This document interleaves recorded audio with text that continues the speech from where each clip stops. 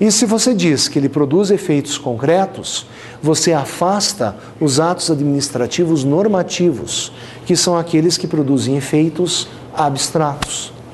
Todos compreenderam isso? Ficou clara essa ideia, pessoal? Porque agora que nós sabemos o que é um ato administrativo, nós vamos pegar um ato administrativo vivo e vamos cortá-lo em pedaços. Porque agora nós vamos analisar os elementos ou requisitos de um ato administrativo. Nós vamos utilizar aqui um método cruel, vamos pegar um ato administrativo vivo, vai espirrar sangue na câmera, inclusive, e nós vamos fatiá-lo em pedaços. Porque agora nós vamos analisar quais são os elementos do ato administrativo. Segundo a doutrina tradicional, José Cretela Júnior, Eli Lopes Meirelles, Maria Silvia Zanella de Pietro, são 5 os elementos de um ato administrativo. E da onde que a doutrina tradicional deduziu que são 5 os elementos do ato administrativo?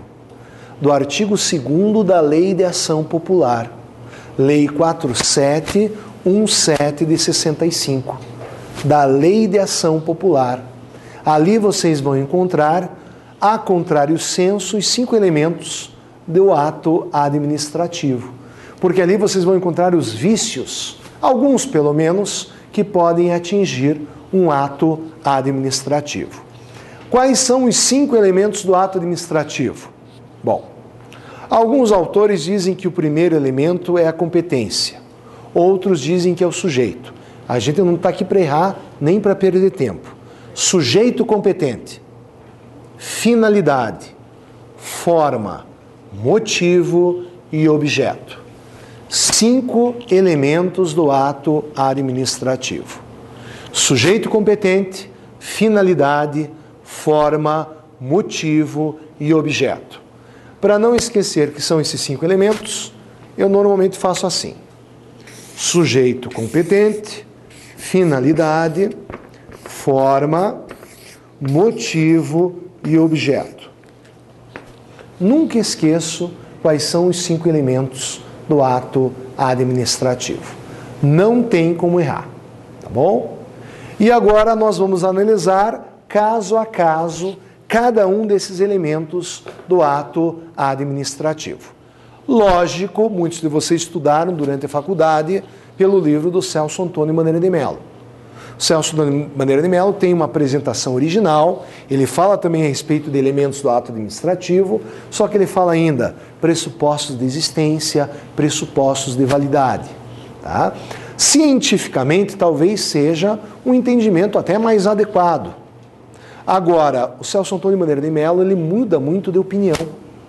Eu sempre brinco, né, que ele prefere ser uma metamorfose ambulante do que ter aquela velha opinião formada sobre tudo. Então, o que acaba acontecendo muitas vezes? De uma edição para outra, ele muda de entendimento. Ele não tem aquela constância para ser cobrado em prova. Né? O Eli Lopes Meirelles, né, que está no céu, nesse instante nos olhando, não muda mais de entendimento. Ele é mais cobrado em prova, então, dessa maneira, podem cobrar esses 5 elementos do ato administrativo. Tá? Agora, nós vamos analisar cada um desses elementos, como que eles podem cobrar em prova. E o primeiro elemento que nós vamos analisar é a competência. Que tem que existir um sujeito, vocês sabem que isso é necessário. Porque ato é um comportamento que decorre da vontade de uma pessoa. Então tem que existir um sujeito. Agora, não basta que o sujeito seja capaz, tenha capacidade de direito, capacidade de fato. O mais importante é que ele seja competente. Que ele ocupe um cargo, um emprego ou desempenhe uma função, cuja lei diga que tenha atribuições para expedir aquele determinado ato. Então, um conjunto de atribuições previsto em lei diz respeito à competência de um determinado agente. Então, lembre-se, não basta que o sujeito seja capaz, ele tem que ser competente. E não é competente quem quer, é competente quem pode, quem a lei diz que tem a competência para praticar determinado ato. Então, o que você tem que saber a respeito de competência para a prova? Primeiro, competência sempre decorre de lei. A lei diz exatamente qual é a competência de um determinado agente. Por isso que competência é sempre um elemento vinculado. A lei diz exatamente qual é a competência de um determinado agente. Competência é sempre um elemento vinculado. Segundo ponto que vocês têm que saber a respeito de competência. Competência diz respeito ao desempenho de uma função pública. Então, notem aqui o seguinte: quem desempenha uma função pública tem o dever de agir quando for necessário. E a ideia de competência está inserida na noção de função. Por isso, o sujeito não pode abrir mão da sua competência. Quando for necessário, o sujeito tem que agir. Por isso que a competência ela é irrenunciável ou inderrogável. O sujeito não pode abrir mão da sua competência. A competência ela é irrenunciável ou inderrogável. Terceiro ponto que vocês têm que saber a respeito do elemento competência.